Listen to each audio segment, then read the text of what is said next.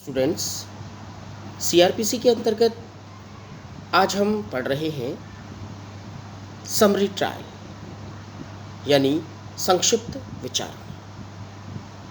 देखिए, जन सामान्य को शीघ्र न्याय दिलाने के लिए आवश्यक है कि न्यायिक प्रक्रिया जटिल, दुरूह, क्लिष्ट या लंबी न हो, क्योंकि ऐसा होने पर न्याय कठिनाई एवं विलंब से प्राप्त होगा, जिससे न्याय प्राप्त करने का उद्देश्य असफल हो जाएगा। शीघ्र एवं सरल न्याय प्राप्त कराने के उद्देश्य से ही दंड प्रक्रिया संहिता की धारा 260 से लेकर 265 तक ऐसे छोटे एवं साधारण मामलों का निराकरण करने के लिए संक्षिप्त विचारण की प्रक्रिया का प्रावधान किया गया है। देखिए, सबसे पहले देखते हैं धारा 260 क्या कहती है। धारा 260 पावर टू ट्राई समराइली यानी संक्षिप्त विचारण की शक्ति किसे प्राप्त है। देखिए, निम्नलिखित मजिस्ट्रेट को संक्षिप्त विचारण करने की शक्ति प्राप्त है। ए, कोई मुख्य न्यायिक मजिस्ट्रेट। बी, कोई महानगर मजिस्ट्रेट। और सी, कोई प्रथम वर्ग मजिस्ट्रेट जो उच्च न्यायालय द्वारा इस निमित्त विशेष रूप से सशक्त किया गया। किन मामलों का संक्षिप्त विचारण किया जा सकता है? इसके अंतर्गत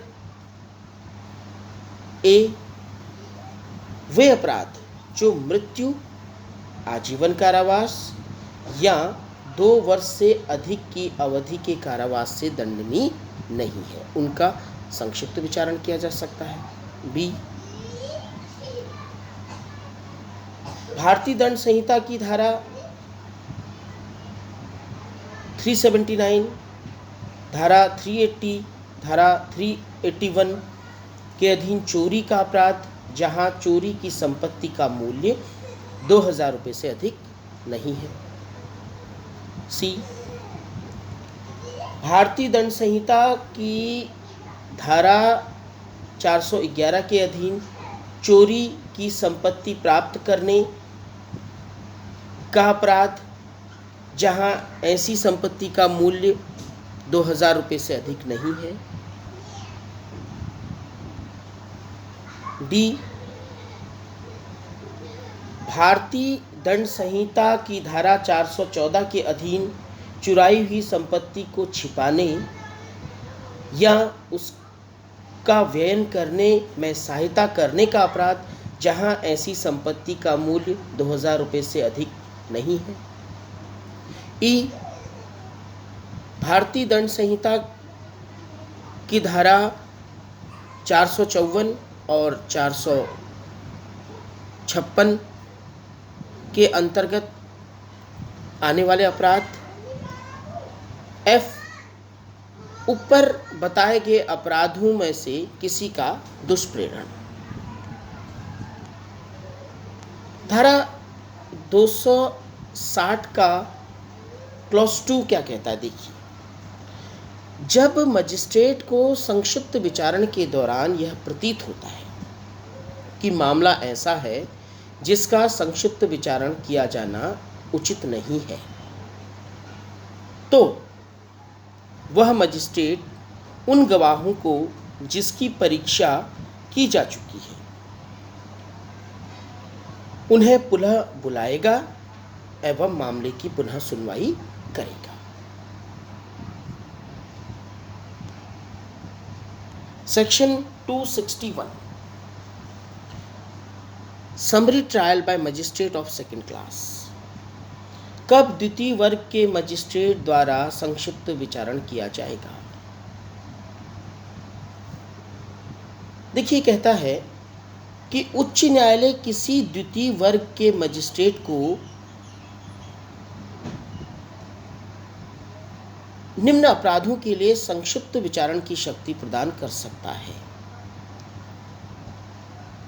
जबकि ऐसा अपराध केवल जुर्माने से दंडनीय है या जुर्माने सहित या रहित 6 माह तक के कारावास से दंडनीय है, या ऐसे किसी अपराध का अबेटमेंट किया गया है, दुष्प्रेरण किया गया है, या अपराध को करने का प्रयत्न किया गया है।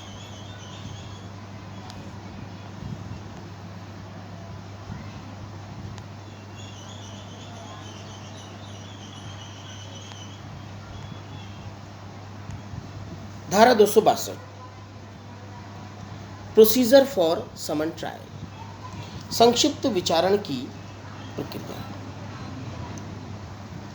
देखिए,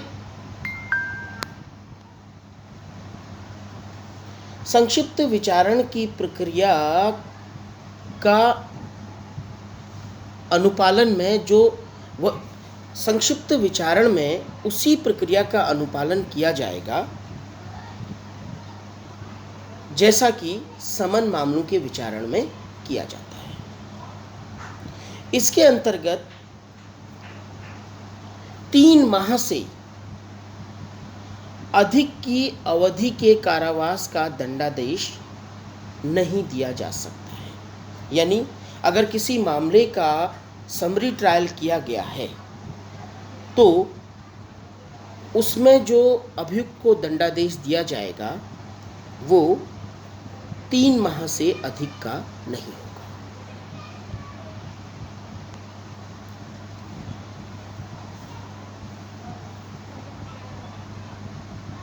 संक्षिप्त विचारणों का अभिलेख, धारा 263 रिकॉर्ड इन समरी ट्रायल। संक्षिप्त विचारण के प्रत्येक मामले में राज्य सरकार द्वारा निर्धारित प्रारूप में मजिस्ट्रेट द्वारा निम्नलिखित प्रविष्टियां की जाएंगी। देखिए, जो समरी ट्रायल होगा उसके अंतर्गत जो उसका रिकॉर्ड होगा, उसका जो अभिलेख होगा, उसके लिए जो स्टेट गवर्नमेंट द्वारा एक प्रिस्क्राइब निर्धारित प्रारूप दिया गया होगा, उसमें क्या क्या चीज़ें होंगी, क्या क्या एंट्रीज होंगी, ये बताया गया है धारा 263 में। सबसे पहला, मामले की क्रम संख्या, उसमें मामले की क्रम संख्या होगी। अपराध किए जाने की तारीख, नंबर 2। नंबर 3, रिपोर्ट या परिवाद की तारीख।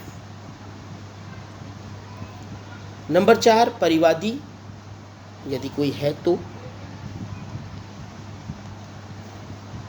नंबर 5, अभियुक्त का नाम, उसके पिता का नाम और पता। नंबर 6,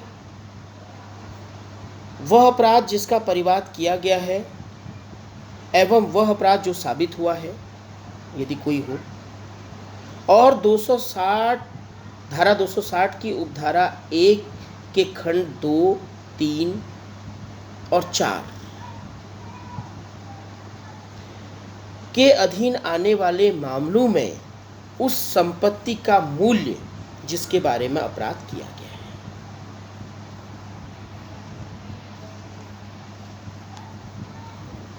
नंबर 7, अभियुक्त का अभिवाक और उसकी परीक्षा, अगर उसने कोई संस्वीकृति की है या उसकी कोई और परीक्षा हुई है तो उसे। 8, निष्कर्ष, मजिस्ट्रेट किस निष्कर्ष पर पहुंचा है। 9, दंड या अंतिम आदेश, क्या दंडादेश उसे दिया गया है या अंतिम आदेश क्या है। नंबर 10, कार्रवाई समाप्त होने की तिथि। ये एक प्रेस्क्राइब फॉर्म में लिखा जाएगा धारा 263 के अंतर्गत। Section 264, judgement in case in tried summarily, संक्षिप्त रूप में विचारित मामलों में निर्णय। देखिए, ऐसा मामला जिसमें संक्षिप्त विचारण किया गया है, अभियुक्त दोषी होने का अभिवचन नहीं करता है, तो मजिस्ट्रेट साक्ष्य का सारांश एवं निष्कर्ष के कारणों का संक्षिप्त उल्लेख करते हुए निर्णय देगा। देखिए, धारा 264 कहती है कि किसी भी केस का जिसका संक्षिप्त विचारण किया गया है और इसमें जो आपका अभियुक्त है वो दोषी होने का अभिवचन नहीं करता है, तो मजिस्ट्रेट के सामने जो भी साक्ष्य आया है उस साक्ष्य का संक्षिप्त विवरण करते हुए वो कारण सहित उसको लिखेगा।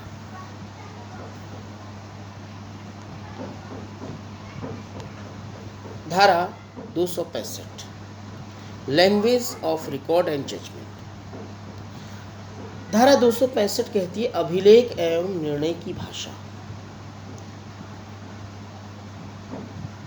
ऐसा कोई भी मामला जिसका संक्षिप्त विचारण किया गया है उसको प्रत्येक अभिलेख एवं न्यायालय की भाषा में लिखा जाएगा।